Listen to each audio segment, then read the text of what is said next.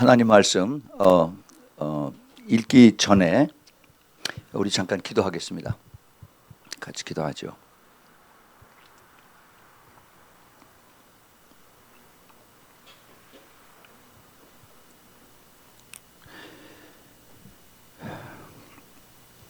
주님, 이 시간에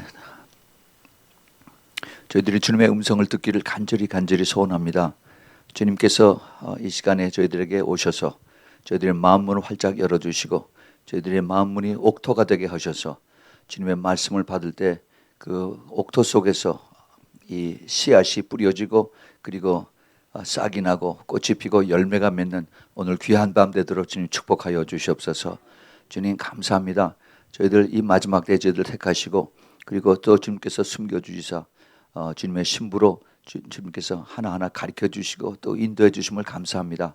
오늘 저녁에 더 깊은 뜻을 깨닫게 해주셔서 정말 주님의 신부가 얼마나 귀한 것인 것을 깨닫는, 그리고 주님과의 그 친밀한 관계가 얼마나 중요한 것인가 하는 것을 깨닫는 그러한 비밀을 깨닫게 허락하여 주시옵소서. 주님 감사합니다. 오늘 이 자리에 나온 모든 주님의 사랑하는 자녀들을 주님께서 축복해 주시고 들을 수 있는 귀, 들을 수 있는 마음, 그리고 또 성령의 충만함으로 덧입혀 주시옵소서. 부족한 종 주님만 의지하고 섰습니다. 주님께서 성령으로 가득 채워주시고 주님 충만하게 기름 부어주시고 주님 홀로 영광을 받아 주시옵소서. 우리 구주 예수 그리스도 이름으로 간절히 기도합니다. 아멘. 오늘은 우리가 보통 때 모이면은 저녁에 성찬식을 먼저 하고 그리고 우리 또 하나님 말씀을 또 공부하고 또 그리고 기도하고 그러죠. 그런데 성찬식을 우리가 하나님 말씀 오늘 공부한 다음에 우리가 성찬식을 거행하겠습니다. 왜냐하면은 오늘 제가 전하고자 하는 이 말씀의 그 내용이 성찬식에 대한 비밀이에요. 제가 이 성찬에 대한 비밀을 오래전에 우리 교회에서 공부를 했습니다. 그런데 그게 오래되고 또 그 이후에 또 주님께서 또 새로운 것을 많이 가르쳐 주셔서 그래서 이것을 보충해서 오늘 그 성찬 떡과 잔에 대한 그 비밀을 우리가 같이 공부하고 또 그 말씀에 우리가 그 비추어서 말씀을 받고 그리고 우리가 성찬에 임하면은 더 큰 하나님의 그 깊은 뜻을 우리가 깨달을 수가 있어서 그래서 오늘 이 순서를 약간 바꿨습니다. 오늘 우리가 고린도전서 11장 보겠습니다. 고린도전서 11장.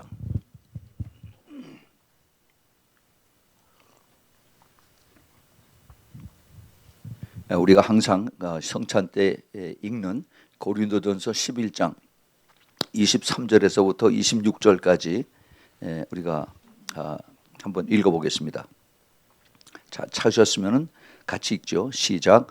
내가 너희에게 전한 것은 주께 받은 것이니 곧 주 예수께서 잡히시던 밤에 떡을 가지사 축사하시고 떼어 가라사대 이것은 너희를 위하는 내 몸이니 이것을 행하여 나를 기념하라 하시고 식후에 또한 이와 같이 잔을 가지시고 가라사대 이 잔은 내 피로 세우는 새 언약이니 이것을 행하여 마실 때마다 나를 기념하라 하셨으니 너희가 이 떡을 먹으며 이 잔을 마실 때마다 주의 죽으심을 오실 때까지 전하는 것이니라.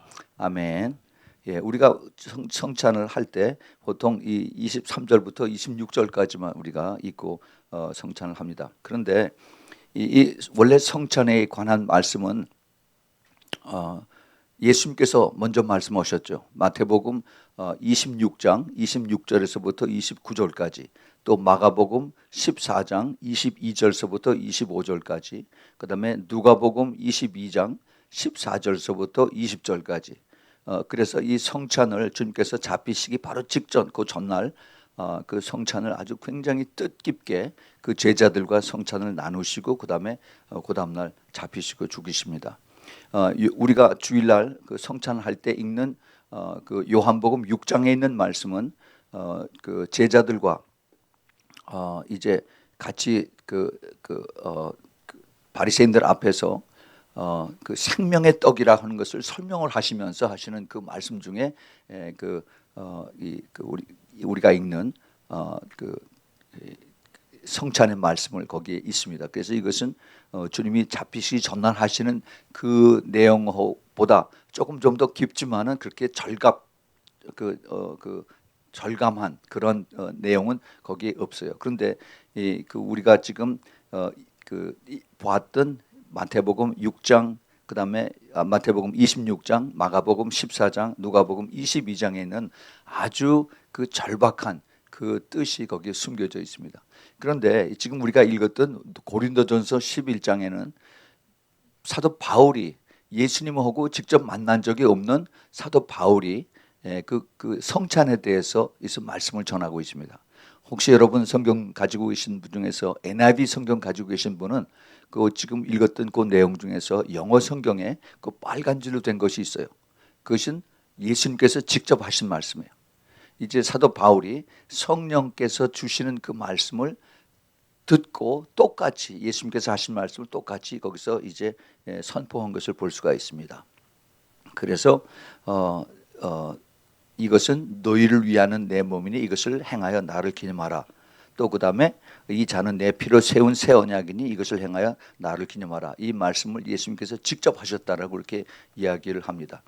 근데 왜 사도 바울이 이 말을 지금 여기에 했을까 하는 것을, 이 고린도 교인들에게 이것을 했을까 하는 것을 우리가 생각을 해볼 필요가 있어요.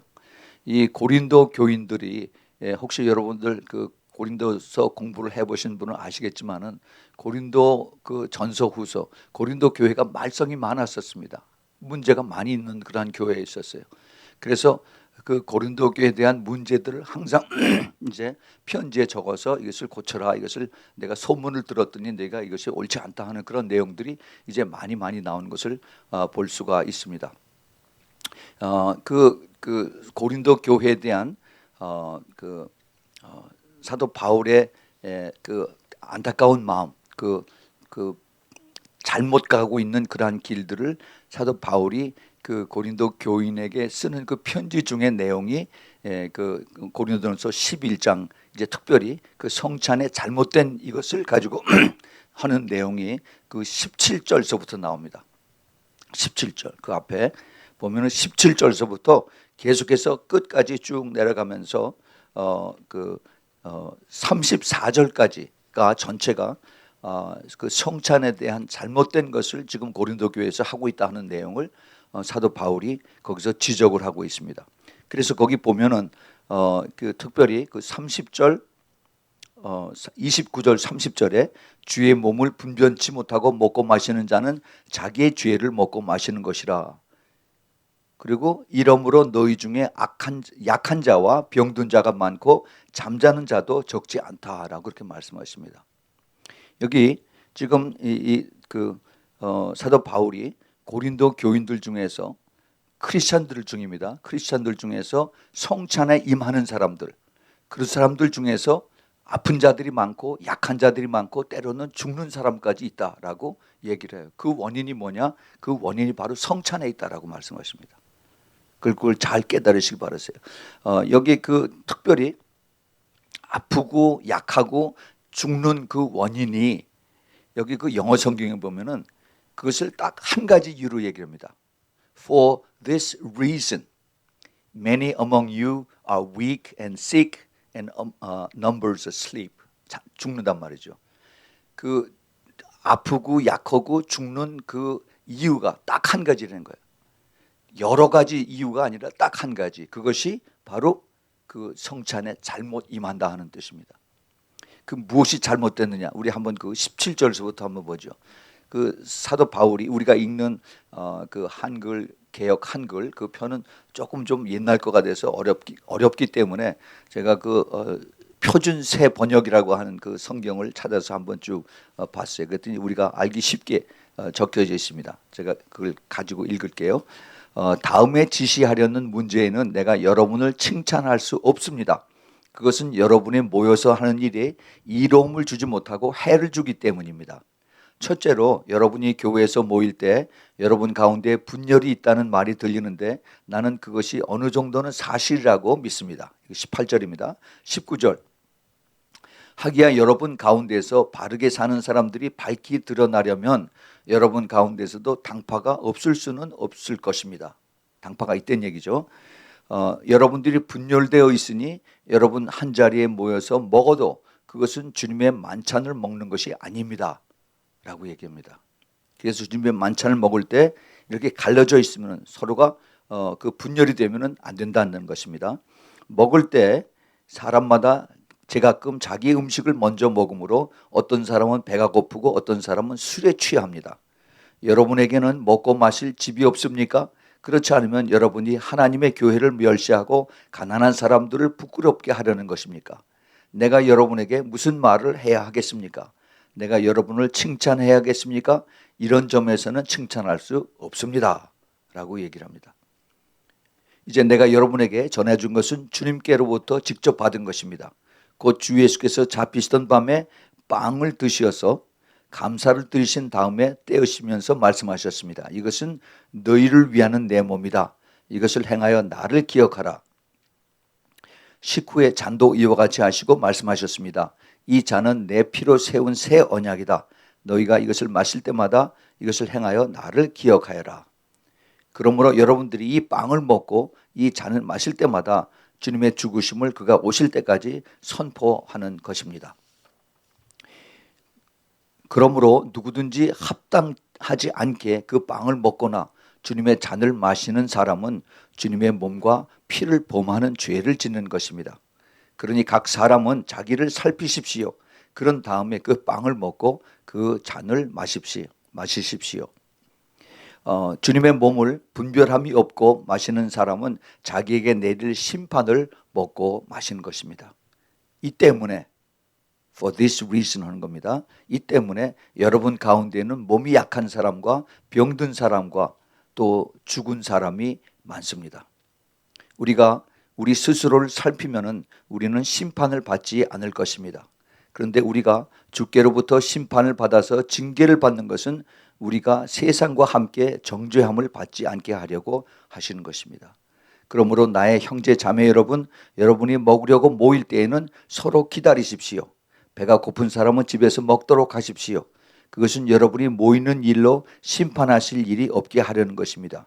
그 밖에 남은 문제들은 내가 가서 처리하겠습니다. 자, 이런 내용입니다. 쉽게 얘기하기에 이렇게 쓴 내용이죠. 이게 무슨 내용이냐 하면은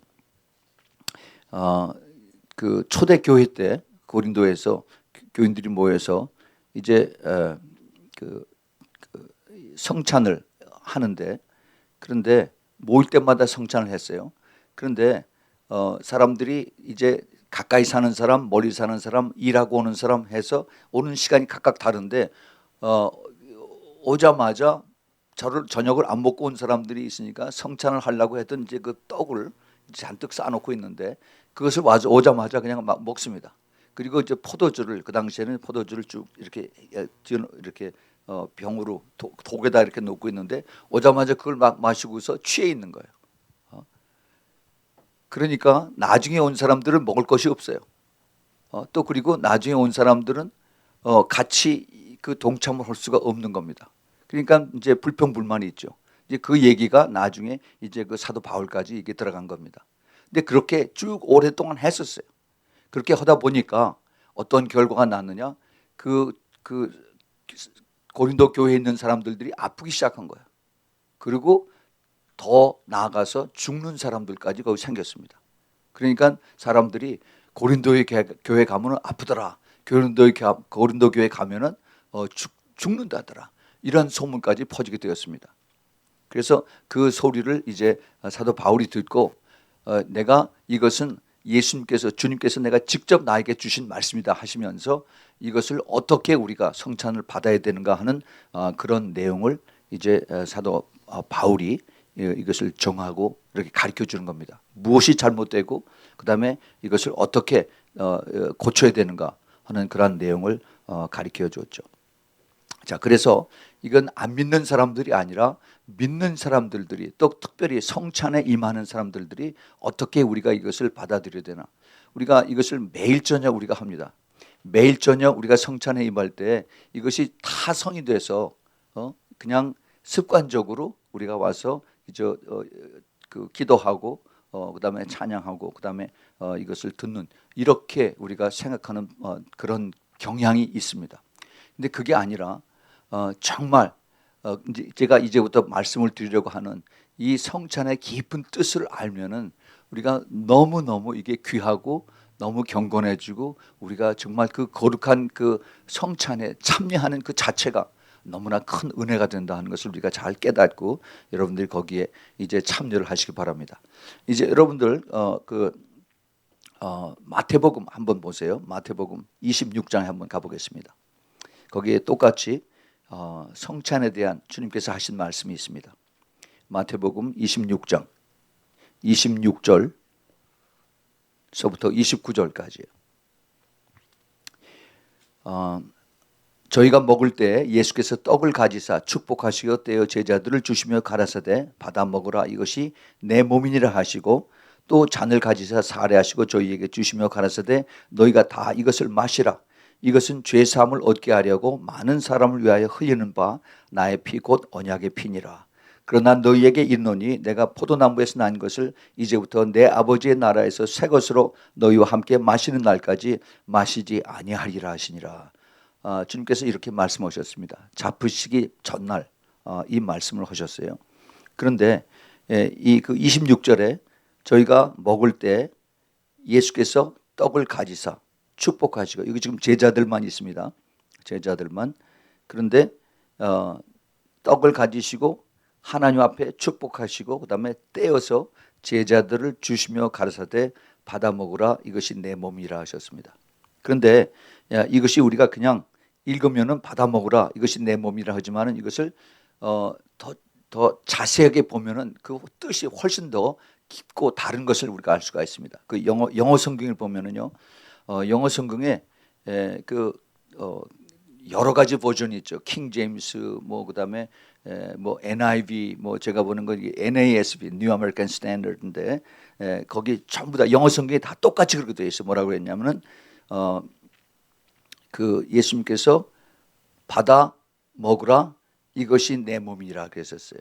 take 하고 그다음에 come 하고 그다음에 eat 먹으란 말이죠. 그다음에 세마이콜론이 있습니다.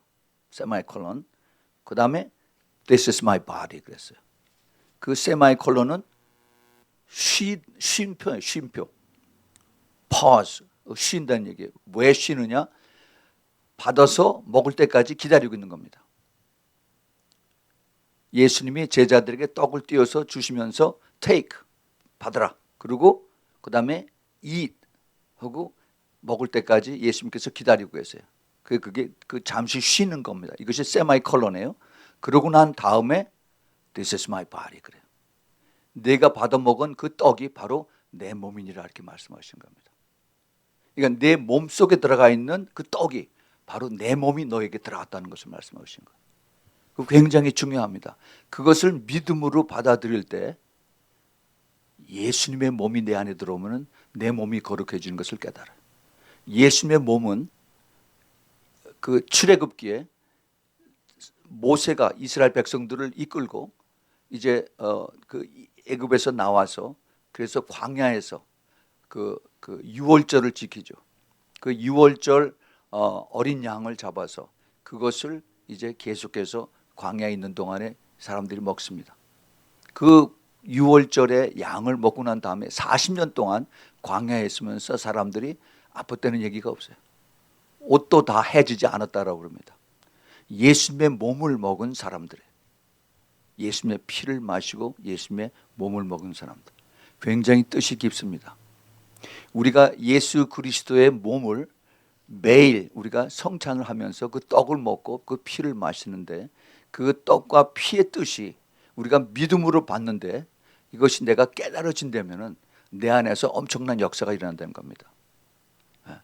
치유가 거기서부터 일어나요. 이것이 우리는 매일매일 해요. 저는요, 그래서 제 몸이 건강한 그 이유를 거기서 찾아요. 때로는 우리가 피곤할 수가 있습니다. 그런데 제가 많이 선교 여행을 다니고 그리고 또 여러 곳에서 이제 사람들을 만나고 굉장히 피곤할 수가 있어요. 그런데 그것을 계속 지탱하고 갈 수 있는 것이 저희가 매일 그 성찬식을 하고 예수님의 몸이 내 안에 들어오고 예수님의 피가 내 안에 들어오고 하는 것을 내가 경험함으로 인해서, 내가 믿음으로 받아들임으로 인해서 내 몸이 예수님의 몸처럼, 내 피가 예수님의 몸처럼 되는구나 하는 것을 내가 받아들일 때, 그것이 나도 모르게 점진적으로 이것이 주님께서 나의 몸을 주님의 몸으로 바꿔주시는구나 하는 겁니다. 예, 그것은 이것이 때로는 아주 그 인스턴트 힐링이 될 수가 있어요. 이것이 제 고백이 아니라 많은 사람들의 그 성찬을 했던 그 미국 목사들이 자기네 그 성찬식에서 사람들이 그 자리에서 힐링이 일어났다 하는 얘기를 하는 것을 많이 경험을 합니다. 예. 그렇게 그것을 진정으로 받아들이고 그럴 때 성령께서 그렇게 역사하세요. 또 때로는 이것이 점진적으로 gradually 이렇게 또 주님께서 역사하시는 그런 것이 있습니다. 이 성찬의 이 비밀은 예수님께서 오시고 그 다음에 우리 또 나중에 사도 바울이 이것을 가르쳐 주시고 해서 거기서부터 시작이 되는 것이 아니에요. 성찬의 비밀은 이미 창세기서부터 이미 시작이 됐습니다. 창세기 그 14장에 보면은 창세기 14장 18절 19절 한번 보겠습니다. 창세기 여기 나왔네요. 창세기 14장 18절 19절에 살렘 왕 멜기세덱이 떡과 포도주를 가지고 나왔으니 그는 지극히 높으신 하나님의 제사장이었더라. 그가 아브라함에게 축복하여 가로되 천지의 주 되시오 지극히 높으신 하나님이여 아브라함에게 복을 주옵소서 그랬어요. 자, 여기 이 멜기세덱이라고 하는 이 갑자기 나타난 왕입니다. 아브라함이 이제 그 자기 조카 롯을 붙잡아간 거기 가나안에 있는 그 왕들을 여러 나라들을 다 부수고 다 물리치고 그리고 이제 그들의 그 전리품들을 가지고 이제 돌아올 때 그를 맞은 사람이 살렘 왕이었어요. 살렘 왕. 갑자기 나타났습니다. 그런데 그 살렘 왕이 누구냐 하는 것을 히브리서 7장 1절부터 3절에 아주 자세하게 기록을 하고 있습니다. 히브리서 7장 1절부터 3절에 이 멜기세덱은 살렘 왕이요 지극히 높으신 하나님의 제사장이라 여러 임금을 쳐서 죽이고 돌아오는 아브라함을 만나 복을 빈 자라. 아브라함이 일체 10분의 1을 그에게 나눠주니라. 그 이름을 번역한즉 첫째 의의 왕이요 또 살렘의 왕이니 또 평강의 왕이요 아비도 없고 어미도 없고 족보도 없고 시작한 날도 없고 생명의 끝도 없어 하나님의 아들과 방불하여 항상 제사장으로 있느니라 그랬어요. 즉 다시 말해서 이 사람이 어디서 나왔는지 부모가 누구인지 족보가 뭔지 전혀 나타나지 않다 하는 겁니다. 항상 왕이고 이터널 킹이고 항상 제사장 everlasting priest of the most high God 가장 높으신 하나님의 제사장이고 영원한 왕입니다. 이 사람은 누구예요? 예수 그리스도죠. 예수 그리스도. 이 창세기에서 이미 벌써 예수님이 아브라함에게 복을 주시러 나올 때 무엇을 가지고 나왔어요? 떡과 포도주를 가지고 나왔어요. 그건 굉장히 중요한 이 예언적인 그 비밀이 여기에 숨겨져 있습니다. 그래서 이것을 가지고 이제 살렘 왕이 멜기세덱이 이제 아브라함에게 축복을 해주는 거예요. 그 아브라함은 거기에 대해서 자기의 10분의 1을 살렘 왕에게 가지고 온 것 중에서 바칩니다. 그런데 그 복을 하나님 앞에 빌었다라고 했어요. 하나님 앞에. 근데 아브라함에게 준 그 축복을 그것을 그 떡과 포도주로 거기서 우리가 대신 받는데 그 떡과 포도주를 나중에 받는 우리에게 아브라함의 축복이 그대로 이루어지는 거예요. 아멘. 예, 그것이 창세기 12장 1절부터 3절에 있는 아브라함이 커버넌트라고 그러죠. 하나님이 아브라함을 축복하는 자에게 내가 축복하고 아브라함을 저주하는 자를 내가 저주한다는 그것이 같이 연결이 돼요. 그래서 아브라함이 받는 그 영적인 축복과 또 모든 세상을 군림하고 그다음에 믿음의 축복과 그다음 물질의 축복과 이런 것이 같이 이제 그 우리 믿음의 후손들인 우리들에게 이 떡과 포도주를 통해서 이것이 이어진다는 겁니다. 여러분 꼭 그것을 받으시기 바랍니다. 예. 그래서 이 떡과 포도주는 바로 오래전에 이미 하나님께서 이것을 준비해 놓으시고 우리에게 가르쳐 주십니다. 의의 왕 평강의 왕이 아브라함에게 복을 약속을 했는데 떡과 포도주로 복을 약속을 했습니다. 그런데 이 영적 아브라함의 후손들에게 축복의 언약이 떡과 포도주로 상징이 됐습니다. 상징이 됐어요. 그런데 이 떡과 포도주가 나중에 결국 이스라엘 백성들에게 그 traditional covenant meal이 됐어요. 그 약속의 언약의 음식이 되어 버렸죠. 이스라엘의 음식의 대표적인 게 떡과 포도주입니다.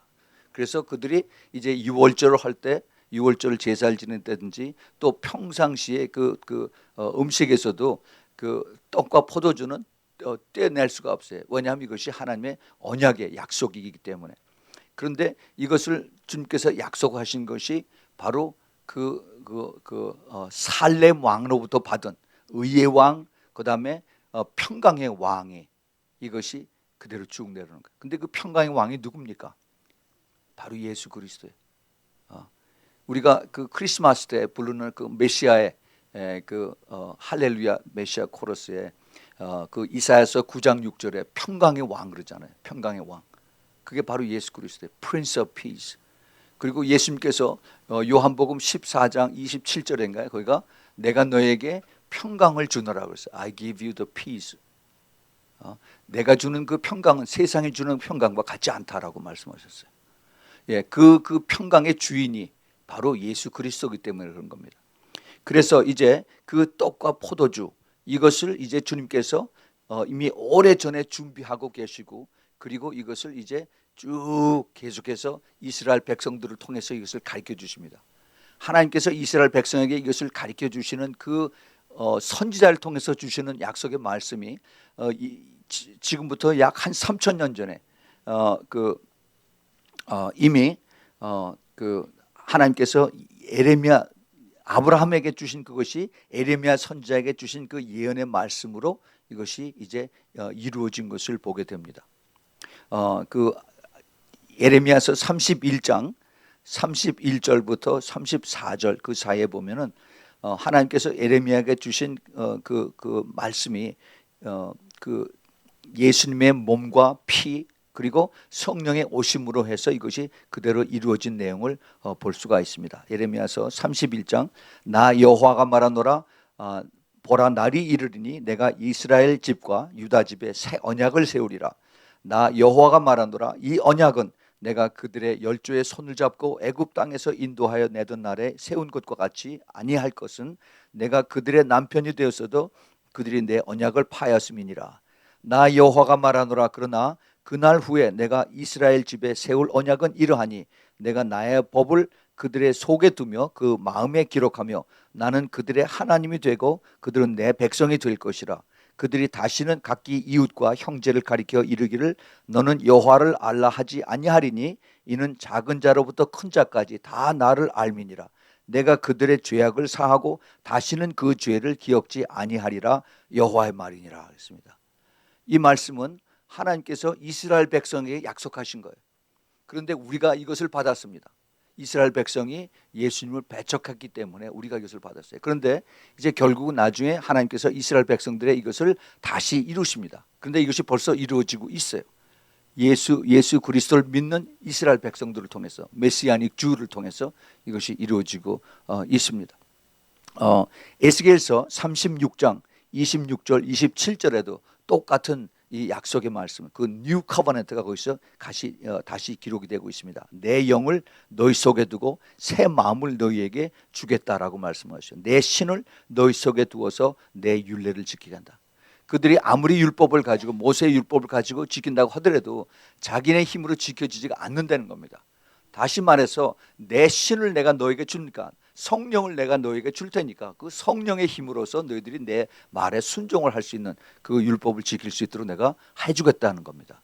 이것이 이제 그 성령이 그들에게도 임하는, 우리에게 임한 그 성령이 똑같이 유대인들에게도 임할다 하는 것을 주님께서 약속의 말씀을 해주시고 해서 이것이 바로 예수 그리스도의 그 몸과 피 그리고 성령의 오심을 이제 그 예레미야에게 주신 예언의 말씀이 그대로 다 이루어지는 겁니다. 사도 베드로가 베드로전서 3장 18절에서 그리스도께서 한 번 죄를 위하여 죽으사 의인으로서 불의한 자를 대신하셨으니 이는 우리를 하나님 앞으로 인도하려 하심이라.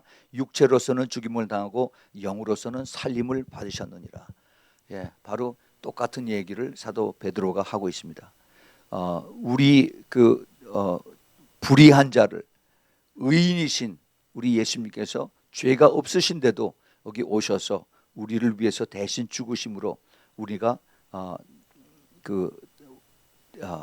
죄 사함을 받고 그리고 또 다시 용서함을 받고 회복되는 그런 것을 주님께서 허락을 하셨죠. 자, 그래서 이 창세기에 숨겨진 이미 오래전에 아브라함과 살렘 왕 멜기세덱이 그 약속했던 하나님의 축복의 그 언약이 떡과 포도주로 이어졌다 하는 그것이 우리에게 이미 벌써 오래전에 약속이 되어 있습니다. 그런데 거기서 끝난 것이 아니에요. 이미 그 다음에 또 약속이 되어 있습니다. 근데 우리는 그것을 알지 못하고 그리고 이제 그냥 그대로 지나칠 때가 많이 있습니다. 그것이 어디 있느냐 하면은 창세기 40장에 있어요. 창세기 40장이 어디입니까? 그것이 바로 요셉이 이제 그 포로로 잡혀간 다음에 포로가 그 노예로 잡혀간 다음에 그 다음에 이제 그 보디발의 집에서 거기서 열심히 이제 일을 하고 있다가 그 보디발의 아내에게 모함을 당해서 그래서 감옥소로 들어가죠. 그 감옥소로 들어가서 거기서 이제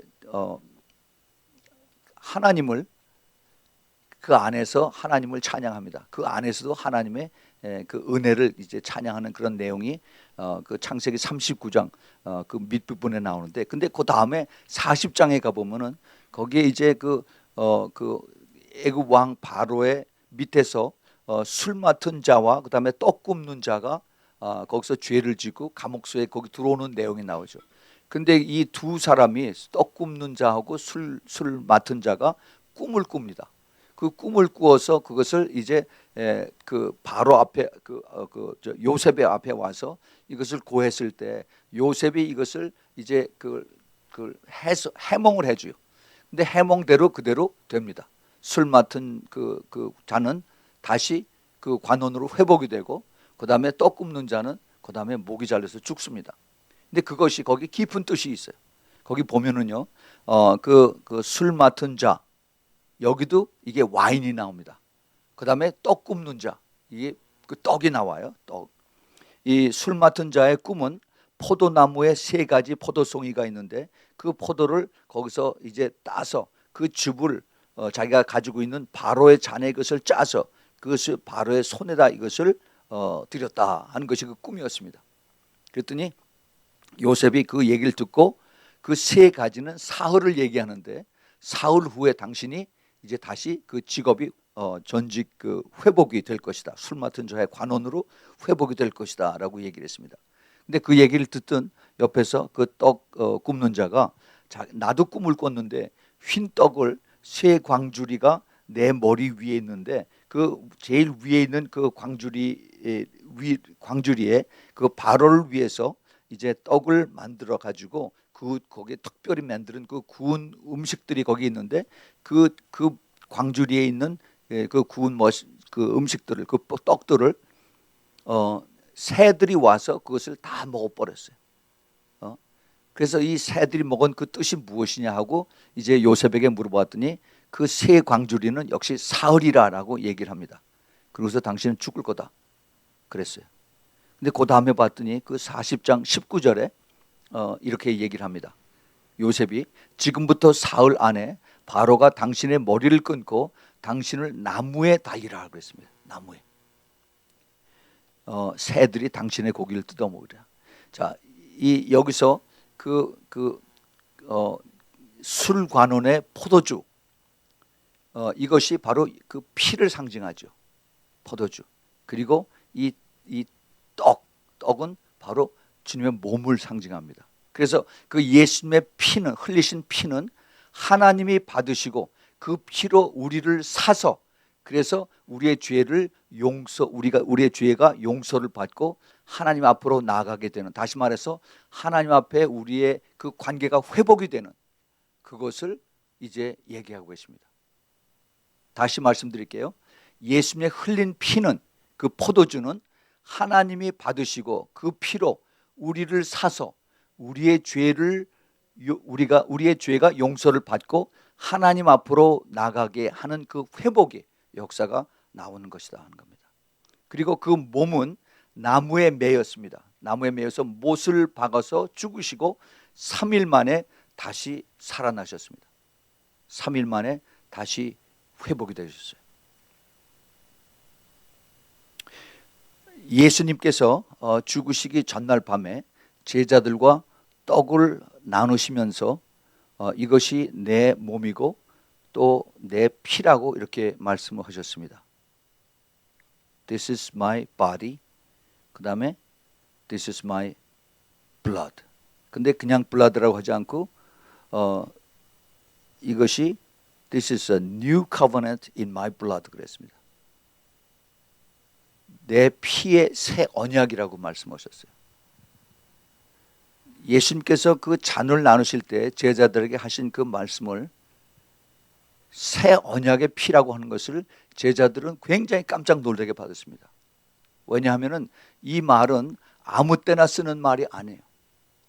그 유대인들의 결혼 풍습하고 직접 연결이 되어 있습니다. 그 남자와 여자가 만나서 이제 혼인을 할 때, 그때 이제 그 잔을 나누는 그 풍습이 있는데, 지금도 그 풍습은 유지가 된다고 그래요. 그 전통적인 그 랍비들 그 사이에. 그런데 제일 그 첫 번째 이제 그 아버지끼리 만나서, 옛날 한국 풍습하고 비슷합니다. 아버지끼리 만나서 서로 당신 딸하고 내 아들하고 서로 같이 이제 약정을 합시다. 그래서 서로 잘 알고 있으니까. 그래서 그것이 서로 이제 이해가 되고 서로 어그리가 되면은, 그러면 그 아버지끼리 이제 포도주 잔을 뭐 둘이 같이 마시고 그것이 약속이 되는 겁니다. 그것이 첫 번째 잔이에요. 그 다음에 두 번째 잔은 이제 그 얘기를 하고 아버지가 집에 들어와서 어느 동네에 있는 아무개 그 딸하고 너하고 같이 이제 혼인을 약정을 했으니까 그렇게 알아라. 그러면은 이제 그 얘기를 듣고 이제 그 또 아버지도, 그 신부 아버지도 자기 집에 가서 자기 딸에게 그런 얘기를 하죠. 그러면은 이제 날을 잡아서 신랑 될 사람이 이제 그 신부 집으로 찾아갑니다. 집으로 찾아가면은 이제 정중히 인사를 드리고 내가 아무개 동네에 사는 누구의 아들입니다. 그러면 이제 받아들이죠. 받아들여서 같이 이제 그 디너 테이블을 놓고, 그리고 이제 같이 인사를 하고 잔을 나눠요. 그 잔을 나눌 때 이제 서로 이제 상견례를 하는 그러한 잔을 납니다. 그것이 두 번째 잔이에요. 두 번째 잔. 그리고 나서 서로를 물어봅니다. 그때 처음 이제 그 신랑과 신부의 약혼자의 사이에 얼굴과 얼굴 보고 서로 물어보는 겁니다. 그래서 그 약혼자끼리에 이제 과거를 물어보고, 그다음에 앞으로 어떻게 살 건가 물어보고, 당신 그 직업이 뭐냐 이것을 물어보고 다 물어봐요. 그래서 신랑과 신부 될 사람이 서로 곰곰하게 생각을 해봅니다. 아무리 부모가 서로 어그리를 하고 그래서 내가 신랑과 신부에 이것을 맺었다 하더라도 본인이 내가 아주 보니까 난 아주 정이 떨어서 못 살겠습니다 라고 하면 안 되는 거니까. 그래서 이제 그것을 다 얘기를 듣고 나서 이제 떠나기 전에 이제 정말 저 사람이 나를 이제 그 평생 나를 잘 섬기고 같이 살 수가 있다라고 하면은, 그러면은 이제 이 잔을 다시 듭니다. 그것이 세 번째 잔이에요. 근데 이 세 번째 잔을 나눌 때 그 신랑이 그러니까 그 남자가 여자에게 주는 말이 This cup is the cup is in my blood. 그렇게 얘기를 합니다. 이것은 내 피로 주는 새 잔입니다. 이렇게 얘기를 해요. 다시 말해서 이 잔은 내가 내 목숨을 약속을 하고 당신을 위해서 내가 바칩니다. 평생 당신을 죽기까지 사랑하고 섬기겠습니다 하는 그 약속이에요. 그것이 그 사람들의 그 관용어입니다. 관용어. This cup is a new covenant in my blood. 그래서 이것을 이제 그 신부가 받아서 자기가 마음에 들면은 이것을 받아서 그대로 마시고 주면 돼요. 그러면 내가 당신을 섬기겠습니다. 내가 당신을 남편으로 받아들이겠습니다 하는 그 뜻이에요. 그런데 내가 받지 않겠습니다라고 하면은 고개를 살레살레 흔들고 그걸 받지 않으면 거기서 끝나는 겁니다. 이것이 그 유대인들의 그 결혼 옛날 풍습이었어요. 그럼 강제로 어떻게 할 수가 없습니다. 그래서 이러한 그것이 그 성사가 되는 그 과정을 유대인들은 너무나 잘 알죠. 그래서 예수님이 잡히시기 바로 전날 그 떡을 떼서 잡수시고 그다음에 그 제자들에게 주고 이것이 내 몸이다라고 말씀하시고 그다음에 그 잔을 가지시고 그다음에는 신랑과 신부들이 하는 그 이야기를 그들에게 했을 적에 그 제자들이 깜짝 놀랐죠. 이게 무슨 소린가 하고 신랑이 신부에게 하시는 그 말씀인데 이것이 무엇일까? 그들은 그때 그걸 깨닫지 못했어요. 나중에 성령을 받고 나서 그 다음에 이것이 확실하게 깨달아졌습니다. 그래서 이것을 이제 나중에 그 이사야 선지자가 이사야 53장 5절에서 이렇게 말씀을 하십니다.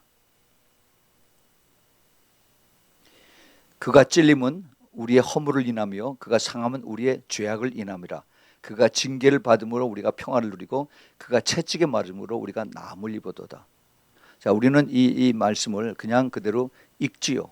그런데 이것을 우리가 더 깊이 한번 생각을 해볼 필요가 있습니다. 여기서 그가 누굽니까? 예수 그리스도지요. 그 다음에 그 우리의 허물이라고 하는 대신에 이게 우리가 아니라 나라고 생각을 해보세요. 나. 그러면은 자, 이걸 한번 우리 다시 읽어봅시다. 예수 그리스도가 찔림은 나의 허물을 인하며 예수 그리스도가 상함은 나의 죄악을 인함이라. 예수 그리스도가 징계를 받음으로 내가 평화를 누리고 예수 그리스도가 채찍에 맞음으로 내가 나음을 입었도다. 아멘, 아멘. 우리가 읽을 때 이렇게 읽어야 돼요. 읽을 때.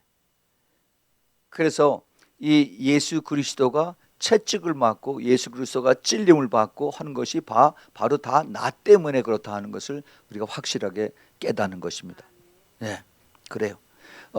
우리가 이제 좀 이따가 이제 우리가 성찬을 우리가 할 텐데 성찬 떡과 잔을 이제 같이 들 텐데 여러분들 혹시 그 떡을 들 때 혹시 자세히 보셨는지 모르겠지만은 우리가 그 떡을 유대인들이 그 유월절 때 먹는 그 마쩌라고 하는 것을 먹습니다.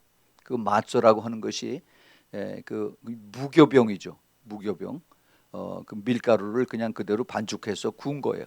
근데 그걸 자세히 보면은 거기에 이렇게 줄이 쭉쭉 가 있고 가운데 조그만 구멍들이 있습니다. 그 유대인들이 그 코셔 인증을 받고서 그렇게 한 거예요. 근데 그들은 그것이 무엇인지 모르고 그렇게 그것을 전통을 따라서 하고 있습니다. 근데 그 뜻이 무엇이냐 하면은 이 마초의 그 줄들과 구멍이 있는 것이 그 오븐에 그 밀가루 반죽하는 것을 넣을 때 그 메탈 이게 쭉 여러 가지를 한꺼번에 많이 하니까 그 메탈 랙에다가 이것을 얹어서 떡의 줄들과 구멍이 생기게 합니다. 그래서 이렇게 서로 같이 이렇게 딱딱 붙지 않도록. 그래서 이것을 이제 그 랍비들은 모르지만 이것이 바로 예수님이 그 몸에 맞은 채찍이고 줄이 쭉쭉 있는 건 채찍이고 그다음에 그 구멍들이 있는 것은 손과 발에 그 박히신 못 자국을 나타내는 것입니다. 그것이 바로 그 마쏘의 그 떡에 숨겨진 그 비밀입니다. 그래서 그 시편 22편 16절에는 개들이 나를 에워쌌으며 악한 무리가 나를 둘러서 내 수족을 찔렀나이다라고 그렇게 다윗이 이렇게 이것을 고백을 하고 있습니다. 이사야서 50장 6절에도 나를 때리는 자들에게 내 몸을 맡김, 내 등을 맡기며 나의 수염을 뽑는 자들에게 나의 뺨을 맡기며 수욕과 침뱉음을 피하려고 내 얼굴을 가리우지 아니하였느니라 그랬습니다. 예수님께서 엄청난 그 수욕과 고통과 그 참 부끄러움을 당했다는 것을 말씀하고 계십니다. 자, 그래서 이제 그 우리가 그 성찬을 우리가 할 때 그 고린도전서 11장 거기 24절 보면은 사도 바울이 이렇게 얘기를 하죠. 축사하시고 떼어 가르사대, 이제 예수님께서 하신 말씀입니다. 이것은 너희를 위하는 내 몸이니 이것을 행하여 나를 기념하라 하시고, 또 식후에 이와 같이 잔을 가지시고 가라사대 이 잔은 내 피로 세운 새 언약이니 이것을 행하여 마실 때마다 나를 기념하라 하셨으니 그랬어요. 자, 여기 그 기념하라라고 이렇게 두 번 얘기를 했습니다. 이 기념이라고 하는 뜻은 무엇을 기념하는 어떤 그 모뉴멘트하는 그런 뜻이 아니라 기억하라는 얘기입니다. 기억하라. In remembrance of me.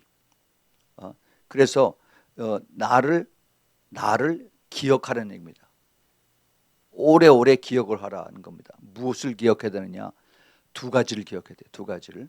하나는 그 예수님께서 예수님의 그 몸과 예수님의 피를 가지고 새로운 언약을 이어가는 우리의 그 나의 모든 죄가 씻음을 받고 용서함을 받고 하나님과의 관계가 다시 회복이 된 그뿐만이 아니라 이제 그 신랑이신 예수 그리스도와 같이 잔을 들은 세 번째 잔을 들은 이것을 이미 끝낸 것입니다.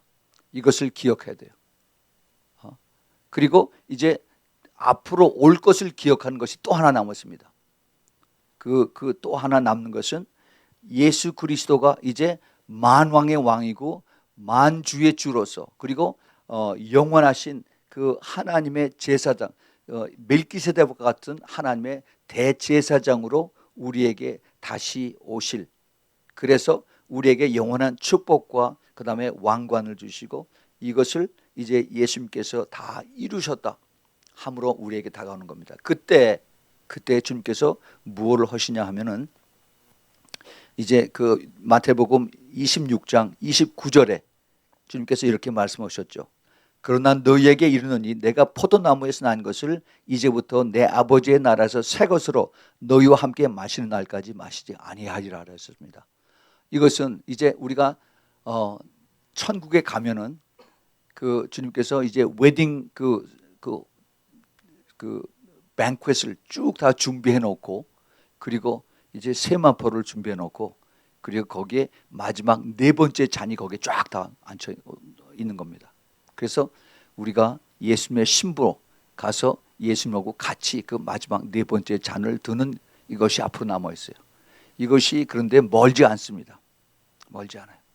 이 땅에서는 엄청난 이제 그 대환란이 이 땅에서 일어날 때 예수님의 참된 신부는 하늘로 들림을 받아서, 그래서 예수님과 함께 그 혼인 잔치에서 주님과 같이 네 번째 잔을 마시는 이것이 이제 남아 있는 것입니다. 그래서 우리가 그 고린도전서 11장 26절에 너희가 이 떡을 먹으며 이 잔을 마실 때마다 주의 죽으심을 오실 때까지 전하는 것이라라고 그랬어요. 주의 죽으심을 오실 때까지. 그리고 주의 다시 오심도 우리는 이것을 전해야 되는 것입니다. 네. 우리는 이 그 떡과 잔에 대한 이 하나님의 약속, 이 축복에 대한 축복의 약속을 이미 오래 전서부터 하나님께서 이것을 숨겨놓고 계시고, 그리고 이것을 예언자를 통해서, 선지자를 통해서 이것을 예언하게 하시고, 그리고 예수님을 통해서 이것을 이루게 하시고, 그리고 이걸 제자들을 통해서 이것을 깨닫게 하시고 우리에게 이것을 가르쳐 주십니다. 그런데 교회에서 이 깊은 뜻을 알지 못해요. 그리고 그냥 상징적으로 1년에 한두 번 하고 있어 끝나버립니다. 주님께서 이거 초대 교회에서는 그들이 모일 때마다 같이 떡을 떼고 같이 찬양을 하고 주님을 찬송을 했습니다. 이 귀한 약속을, 이 귀한 비밀을 왜 1년에 한두 번밖에 안 합니까? 우리는 이것을 매일 저녁 하면서 이것을 기억을 하는 것입니다. 우리가 받은 그 주님께서 이미 이루신 것을 우리가 기억을 하고, 앞으로 우리가 주님 앞에 섰을 때 그 네 번째 그 잔을 우리가 받을 것을 기대하면서, 그러면서 감사하면서 찬양하면서 우리가 이 다시 그 떡과 잔을 우리가 받는 거죠. 이것을 내가 믿음으로 받을 때, 그럴 때 이 고린도 교회처럼 아무 그 생각 없이 배가 고프니까 가서 먹고 또 마시고 하고서 이미 벌써 거기 저 목사나 아니면 제사장들이 왔을 때 이미 벌써 취해가지고 축 늘어져 있는 그것이 아니라 정말 이것을 깊은 뜻을 가지고 같이 참 경건함으로, 그리고 참 감사한 마음으로, 정말 엄숙한 마음으로 우리가 이것을 받을 때 우리는 정말 주님께서 기뻐하시고, 주님께서 내 안에 오시고, 내 몸이 예수님의 몸으로 변화가 되고, 그리고 내 피가 예수님의 피로 새 커버넌트로, 새로운 언약으로 변화가 되는 그러한 축복을 매번 우리가 매일 저녁에 우리가 할 수 있다는 것은 엄청난 축복인 것을 여러분 깨달으시기 바랍니다. 그래서 이것을 우리가 하면서 우리가 그냥 받는 것뿐만이 아니라 우리가 이 약속을 우리가 받을 때 우리는 보이지 않는 때, 때로는 보이지 않지만 이것이 우리에게 하나씩 이루어지고 점차적으로 우리가 건강해지고 회복이 되고, 또 그리고 이제 그 약속을 우리가 누릴 수 있는 그러한 축복이 여러분들에게 꼭 이루어지기 바랍니다.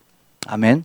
그래서 오늘 저녁에 우리가 이제 이 성찬을 우리가 다시 이제 새로운 마음으로, 새로운 그 믿음으로 우리가 받을 때 여러분들이 정말로 주님의 이 몸, 그리고 주님의 피, 이것이 우리가 떡으로 받고 그 다음에 잔으로 받지만은 이것이 얼마나 이 뜻이 깊은 것인가. 그 멜기세덱이 아브라함에게 주었던 그 숨겨진 그 오래된 그 비밀이 지금 나에게 이것이 임하는구나.